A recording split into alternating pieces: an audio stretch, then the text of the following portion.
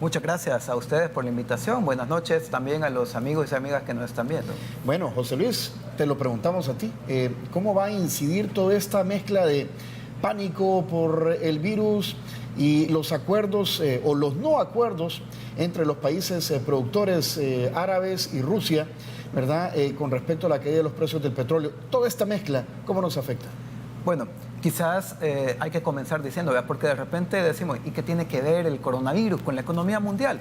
Y quizás para entender un poquito esa relación, hay que entender cómo está funcionando la economía mundial ahora, ¿verdad? Sobre todo después de la década de 1970, la economía mundial funciona a partir de la transnacionalización de la producción.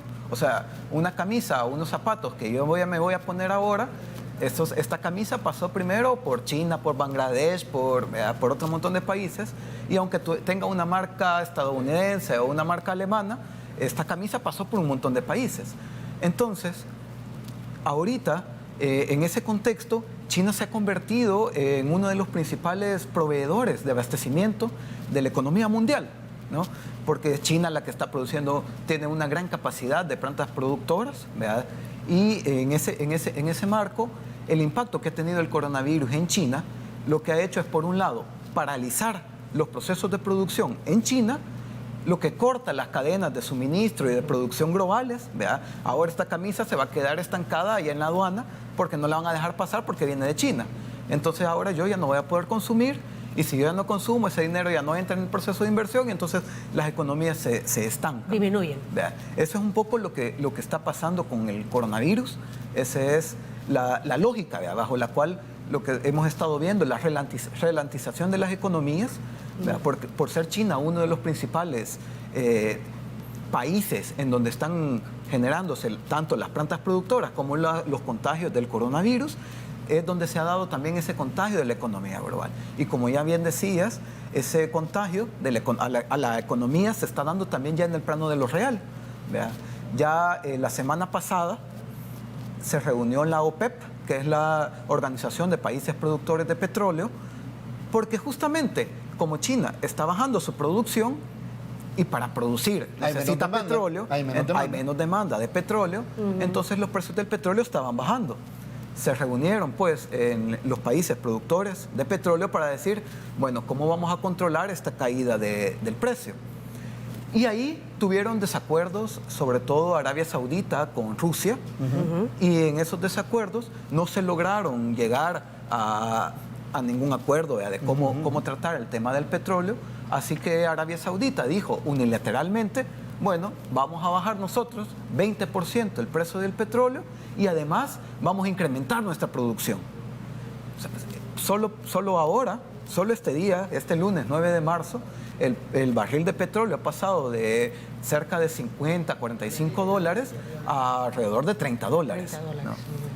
Ahora, eso tal vez sí, Donald Trump tuiteó hoy y dijo, Arabia Saudita y Rusia están discutiendo por el precio, lo que tú decías. Eso y las fake news son las razones de la caída del mercado, aseguró sin hacer mención a la epidemia del coronavirus. Esto es bueno para el consumidor, los precios del combustible bajarán, dijo, al menos en Estados Unidos. A ver, pero hay que tener en cuenta un par de cosas con esa afirmación. Vea, si bien es cierto que cuando baja el precio del petróleo pueden bajar los precios de otros insumos, muchos de los países que producen esos insumos dependen del petróleo. Y por tanto, esa caída de los precios del petróleo va a hacer que esos países, por ejemplo Sudamérica, que depende mucho del precio del petróleo, entren en procesos también de crisis al no poder compensar esos ingresos por el petróleo, y eso se va a ir viendo reflejado también en estas otras materias primas. Y al final el efecto va a terminar siendo otra caída más en las bolsas de valores. Y es que hay que también solo tener en cuenta que esto se da en el marco de una economía frágil. ¿Vea? Esto ha impactado tanto el coronavirus por la fragilidad de la economía. De las mismas economías a nivel mundial. Tenemos que ir finalizando. A El Salvador, todo esto, ¿cómo le afecta? Tanto la fragilidad de la economía por el coronavirus como la baja en los precios internacionales del petróleo. Bueno, nosotros somos un país consumidor de petróleo neto, no exportamos. no vamos a ver reflejados inmediatamente esta gran caída que ha habido del precio del petróleo. ¿Verdad? De hecho, ya vimos que va a subir 2 centavos. Va a subir, sí.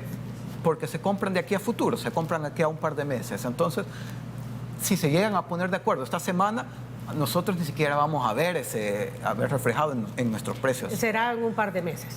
Va a depender mucho de cómo se sigan manejando estas negociaciones, sobre todo Rusia con Arabia Saudita, y qué tanto se puede ir moviendo también el tema del coronavirus. Okay. Bueno, hay que esperar también.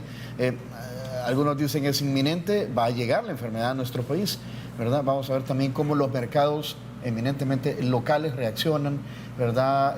Comestibles, los perecederos y bueno... Bueno, el tema del transporte, el tema mismo del turismo, ¿verdad? Con la cancelación de cantidades de vuelos, ciudades que están en cuarentena, países en cuarentena como Italia, sí. ¿verdad? Como Italia, sí. Es que todos nuestros sistemas productivos, tanto nacionales como globales, están basados en la producción a partir del hidrocarburo, ¿no? Producción y utilización del petróleo. José Luis Magaña, de Panorama Económico. Gracias por acompañarnos. Buenas noches, muchas gracias también a los amigos.